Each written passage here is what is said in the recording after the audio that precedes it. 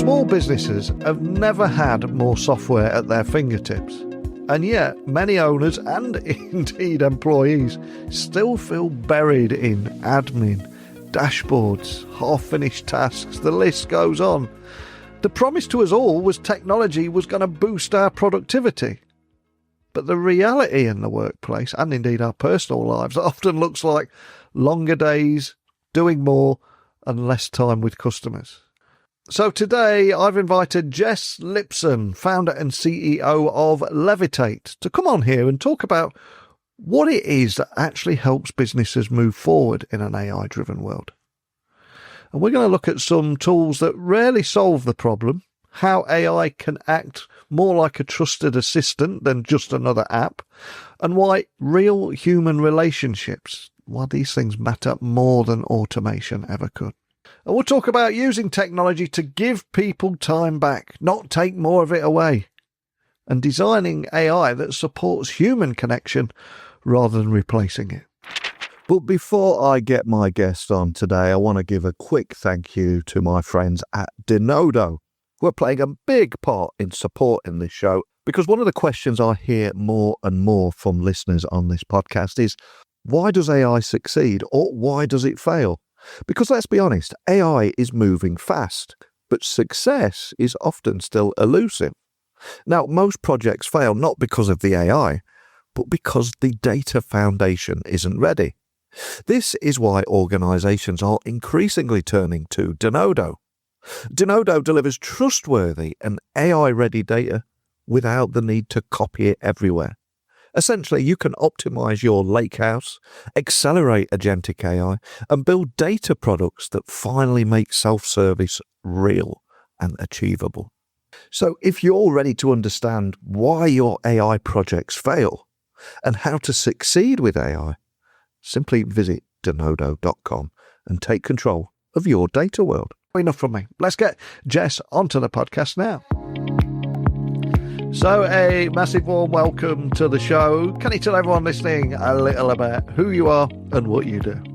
Yeah, absolutely. My name is Jesse Lipson. I'm the CEO and founder of Levitate. We're a software company based here in the US. We have almost 8,000 customers, and our main focus is using AI to help small businesses keep in touch with their clients and their important business connections in a more personal, authentic way at scale. And I've been an entrepreneur just about my whole career for 25 years. I previously started a company called ShareFile back in 2005, and it was acquired by Citrix back in 2011.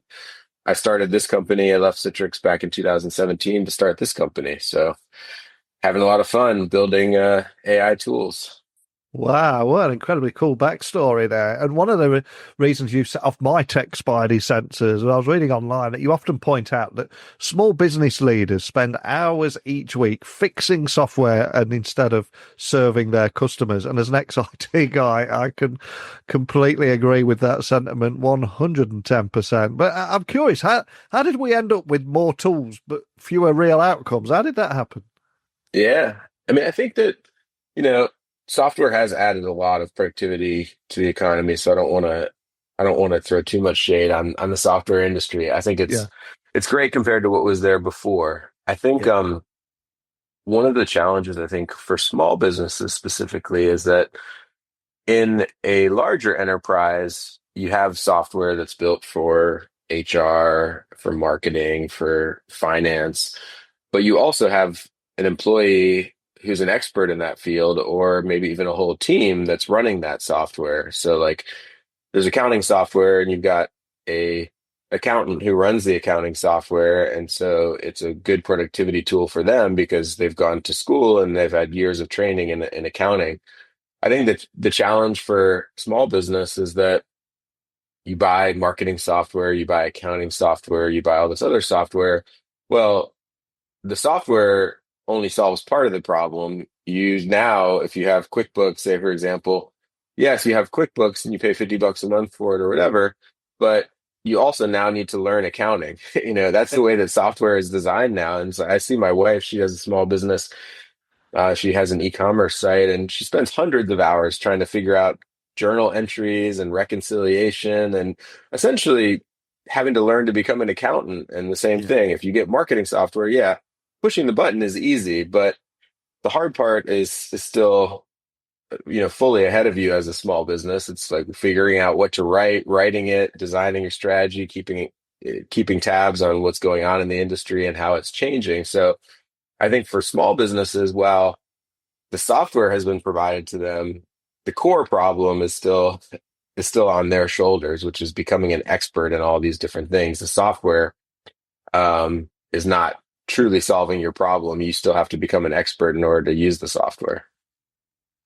And I think there is also a growing belief that the future of AI is going to need something a little bit different to what we're used to. It's not just about adding another app or another dashboard. So, from your perspective, what separates platforms that are really genuinely helping businesses with a measurable impact, for example, from those that just simply increase logins and add yet another subscription to the list? Yeah. I think one litmus test is, is it truly saving you time? Are you Yeah. actually seeing productivity increase? But I do think with some of the AI tools, the potential is filling part of that gap that software created. So, like, let's take, for example, the accounting. Okay, in the world of SaaS or desktop software, now I've got QuickBooks. Okay, that's Mm. great. That's better than pen and paper, or maybe not doing it at all. But I still the ideal case, if I was a small business and I could afford it, would be just to hire a bookkeeper. And then I don't even worry about it. I just talk to my bookkeeper. They tell me about what's going on. I ask them questions and they run the software. I think the promise of AI is to be like that bookkeeper where I don't even need to know. I talk to it just like I would talk to a bookkeeper if I could afford a full-time bookkeeper as a small business. And I can check in and say, hey, how are our numbers looking? How's our cash looking? And it knows all the gory details about how to write gap compliant, run a gap compliant, P&L. And so I think that is the promise of what AI can do is apply some of what you really need to get true productivity from a software is like, the junior employee, the assistant that actually, helps you run it.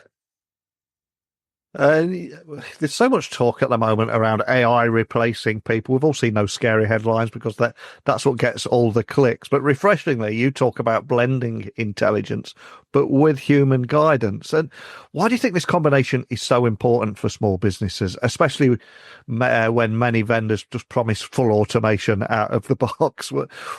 Tell me more about that. Yeah, I think specifically, we deal in an area of, relationship-based businesses, and I think the human touch is still important. Um, I think us as humans, we develop a really good radar to filter out what is not personal from what is personal. And so, 20 years ago, you could create an HTML newsletter in MailChimp or Constant Contact, and that worked really well because not that many people were doing it. Then eventually everybody's doing it, and so you start to tune out those newsletters, and then people came up with some clever drip sequences, and that worked for a while. But people kind of develop a really good radar of um, what is real and what is automated, and I think um, people always value real connection. And I think you can already start to sniff out AI slop or Yeah. AI communication that doesn't have the human touch. And so our feeling is we want AI to be behind the curtain and empower you as give you superpowers as an individual to remember those birthdays, remember the vacation that somebody went on so that you can still reach out authentically. I think some like I don't know if you've ever gotten from your dentist or something the automated happy birthday, but it's clearly just written by a machine, and so it's like I don't give them any credit for that. So they bought a piece of software that just spits out happy birthday. They're not really happy it's my birthday. That's a Yeah. lot different than if my dentist actually texted me or called me and I knew it was him. Yeah. And behind the curtain, I don't discredit my dentist if behind the curtain he's got a really great system that helps remind him to call me and give me a personal call. So I think our idea is keep the AI for the most part behind the curtain when it comes to personal interaction as a way to help you do a better job, but the face of the interaction should still be a human, and that's what people will appreciate and kind of give you credit for in terms of deepening the relationship. And that being human element there is so important. And I think communication in an AI age can be so frustrating. We've got so many people working from home, hiding behind emails and instant messaging and Slack. And then if you go on LinkedIn, there's just so much AI slop there and clearly just generated stuff. And one of the reasons I wanted to bring this up is I know at Levitate, you've got this happiness platform that combines authentic communication tools, dedicated success specialists and AI to help build those lasting relationships. Tell me more about that. So we've kind of, I guess the same philosophy that I laid out there, we implement ourselves, which is we've got a lot of automation and AI that helps us behind the curtain, but we still feel very strongly in working with small businesses that we want to give you a person that you can meet with every quarter to kind of map out your content plan and help you write content, figure out what your goals are. The way that we're able to do it profitably is we got a lot behind the scenes that's being done that is driven by AI, but from our client's perspective, they're talking to a person and jumping on the phone like I am with you right now every quarter, and it's like, hey, I'm chatting with Neil. He's asking me about my goals. He's showing me what he's come up with me for my social and email strategy and my web strategy. And so I think about it like a recipe. The right recipe for delivering service in the modern age has some ingredient of AI, some ingredient of traditional software automation, and then some ingredient of human touch. That getting that right mix, it will depend and it will change over time, but I think it always is a mix of each of those ingredients. And maybe for different businesses and different industries, it will be a different mix. Maybe it's more AI in some cases and a little bit less human, maybe more human, less AI, depending on the service that you're consuming. But I do think thinking about it as a recipe with all those ingredients is the right way to think about it. And I'm curious, there's someone right in the heart of this space. Do you see any particular shifts coming in how small businesses are beginning to think about AI, particularly around relationships, trust, and long-term customer value? Because you must have the ear of so many businesses that find you online and ask the questions. But are there any trends in those questions that are coming your way too? I think a couple things. I think one, small businesses are starting to realize that the expectations of their customers are changing.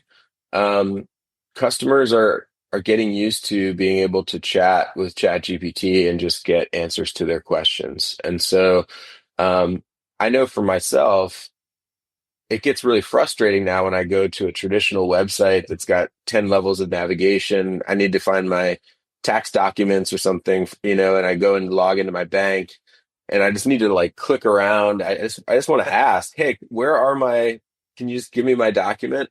And I think, so for small businesses, I think, they're going to have to adapt to their consumers' changing expectations so that when a consumer goes to their website, they can offer a ChatGPT-like experience in terms of servicing them, answering questions, things like that. So enabling their website, their app, their kind of consumer customer facing applications with that kind of technology, which also I think consumers with AI will expect to be able to get more answers 24/7. So that is one piece. I think another piece, which is probably still early, I don't think most small businesses yet know they need this, but I think they will, is moving an AI from just chatting with ChatGPT or something like that as a way to improve productivity to the world of AI agents, where, in the example I gave before, they are truly able to chat with an agent in their business and have the agent go off and do a bunch of work for them and come back, versus just the Q&A format of something like a Chat GPT. And I think that's where small businesses are going to see a major breakthrough, because they are the ones that They don't have a marketing person. They don't have a accountant. So an agent is going to unlock a huge amount of power for them. I do think it's really early. I'm not sure if it will happen in 2026, but I know it will happen, over the next few years in small business. And I know there will be many business owners and startup founders listening that do feel somewhat overwhelmed of where should they begin when it comes to AI. So for those people listening, they want to be part of this. They want to leverage the technology, unlock some of the value from that. But what are the most practical first steps that you'd recommend, whether it be custom GPTs, documentation, or anything that would just actually fit into a small business workflow? Yeah. Yeah, I see it as kind of, beginner, intermediate, advanced. So beginner is just use ChatGPT or a similar product as much as possible in your business as you have questions instead of Googling, or you could go to Google's Gemini or ChatGPT, try to say, hey, I've got to write a marketing plan. Can you help me? And just get used to exercising AI chat as your first option and trying to understand what the power of that is. Along those lines, what I would recommend if you're a business is systems like ChatGPT as well as Claude. They have Teams accounts that you can get, so for yourself and your employees, and that protects your intellectual property a little bit because with the team account, they don't train on your data and things like that. And so the first recommendation I would have if you're a small business is go ahead and get a team account so you can make sure you're not leaking, any sensitive data that's getting retained and using to train models.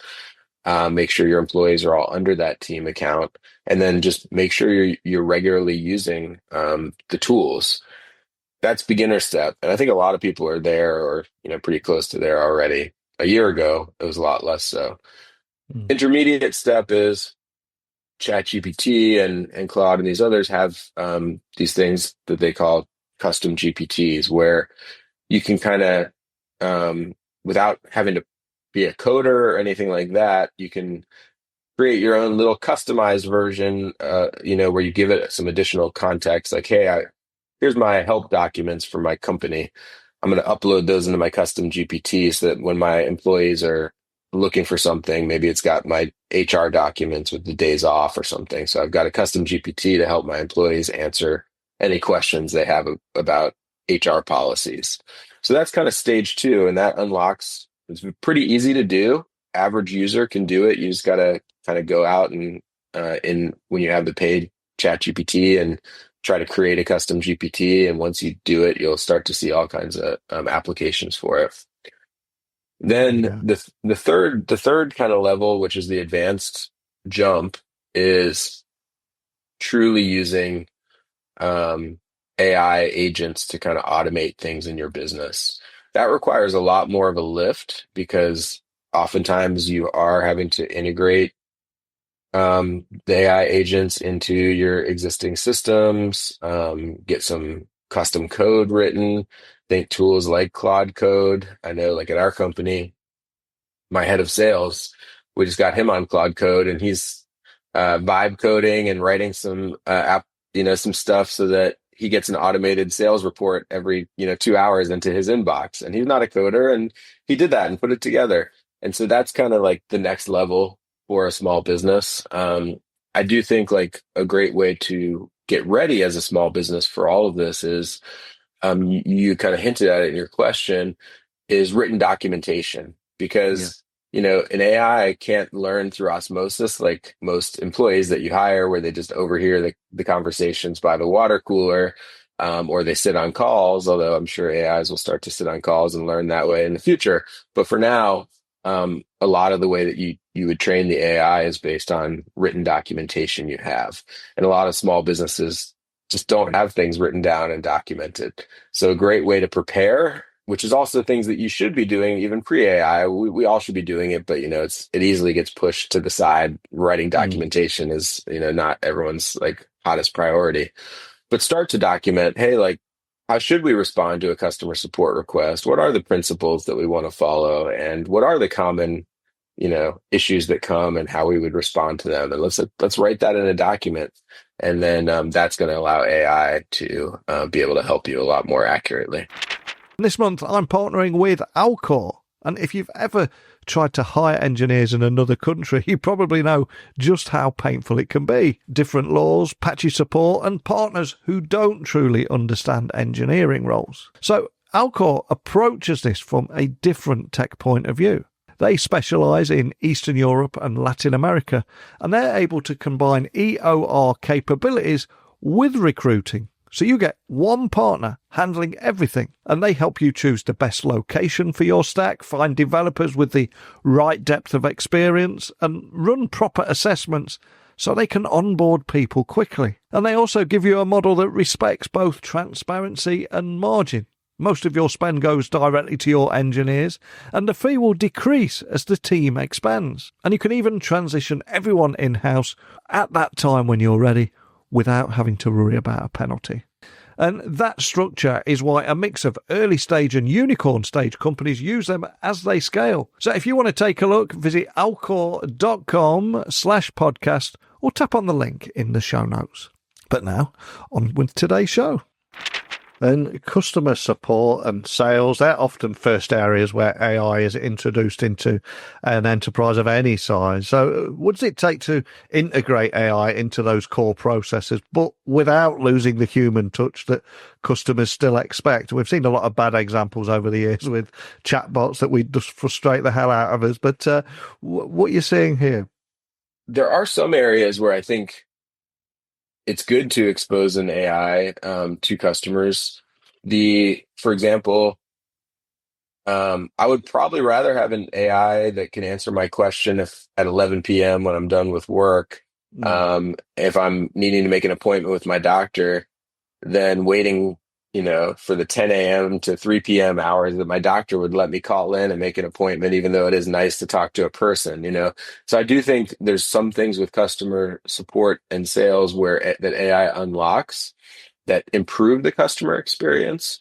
But I think in general, that same principle I mentioned of, you can have AI behind the curtain that's doing a lot of the legwork, but maybe you're still able to connect with a person on the front end. And so like one example in our company, we have a customer support team. And so if you call, you'll talk to a person. If there's an issue though, normally they would have to escalate that to our engineering team, and it may take a day or something like that for an engineer to free up and look at it. Well, now we've created an AI agent. So our customer support team can just, on a support ticket, they can just mention the AI agent. It will go look at the code base, look at all the logs, and within minutes be able to provide the support person with maybe an answer that then they can give the customer. We're working on also exposing that directly to the customer. And so again, like in that case, we're not turning off the ability to contact a person if you want to, but it's a great experience for a customer to get an answer in 5 minutes instead of, 24 hours. And so I think those are the kind of use cases that can make a lot of sense and actually deliver a better customer experience versus just a cost savings where you maybe have a degraded customer experience using AI, but it's just like, it's good enough. And I love what you're doing here and solving real world problems. And it's something that's been with you throughout your entire career. And if I was to ask you to look back on your journey from bootstrapping ShareFile to building Levitate, any advice you'd give to any startup founder listening or operator who want to use AI to strengthen real relationships rather than just chasing that next shiny piece of software or jumping on the bandwagon of what everyone's talking about, what advice would you give them? Yeah. I would say, I think we all have the experience with relationships of wanting to be. We probably all have met somebody in our careers, in our lives, who they're just great at remembering who your spouse's names, kids' names, pets' names, where you told them you went on vacation last time. And it makes you feel very special to have someone who does keep in touch authentically, remembers things about you, reaches out at relevant times if they know, like, let's say I'm a Duke basketball fan and they reach out congratulating me when Duke wins a national championship or something like that. And I think we all know that we don't do nearly a good enough job of that kind of thing. I know that even with friends and family, I don't, there's a lot of people that I wish I was keeping in touch with more that I'm not. And so I think that what I would advise is try to use AI as a, second brain and a tool to help you do more of that stuff that you want to be doing that you're not doing, versus a way to do an even worse job by just sending people completely automated things. Fine, but use that as a way to be the person that you want to be, the thoughtful person who sends the gifts and sends the cards and checks in with people, and that's all the stuff that really really matters. Love it. Fantastic advice. And also, if we ask you to look back one more time, I suspect you've picked up a few war stories, interesting stories, and funny stories. I'm not sure if there are any you're able to share with me today, but what is the funniest or interesting story throughout that career when you look back? Yeah. I mean, I mentioned prior to Levitate, I had started this other company called ShareFile, Yeah. and we were Citrix had expressed interest in us, in acquiring us. This was back in early 2011. And we heard from their corporate development that they were interested. Then kind of they went quiet for a while.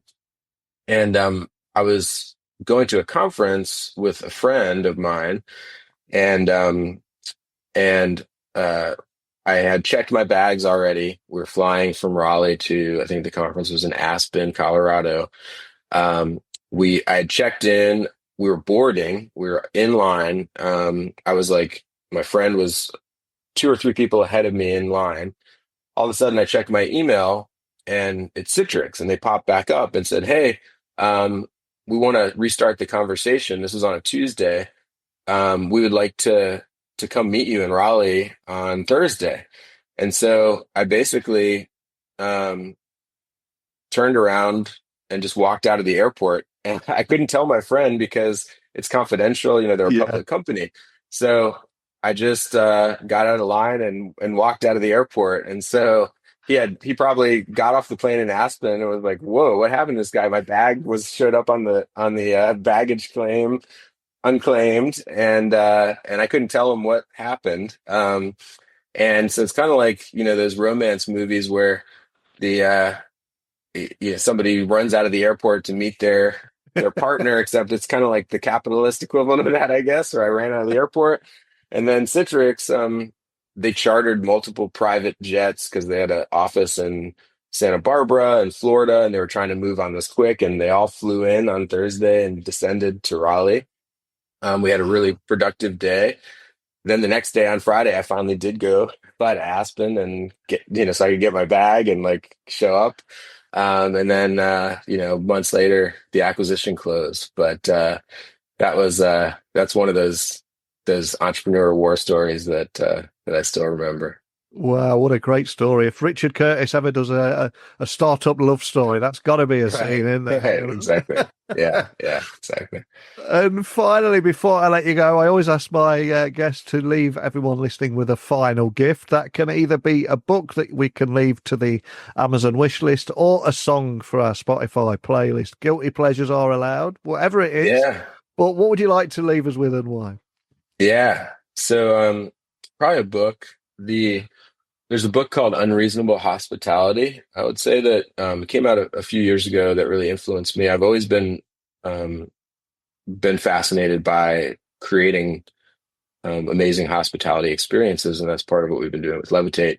And so this was written by a guy who ran one of the Michelin star restaurants called 11 Madison Park in New York, and some of the amazing things that they did hospitality wise. And so I find it so inspirational, just the creative things that folks like him do, and it really kind of breaks you out of the mental mold of what could we do in our business that really creates an amazing impression. And so, like an example that they had was they uh, will check with people whether they were have drove there and parked or took a Uber, And if they had parked somewhere, they'll offer to feed their parking meter for them just so they don't have to stress out at the dinner. And they have a bunch of different stories about how they've implemented this concept of unreasonable hospitality to create kind of an amazing service experience.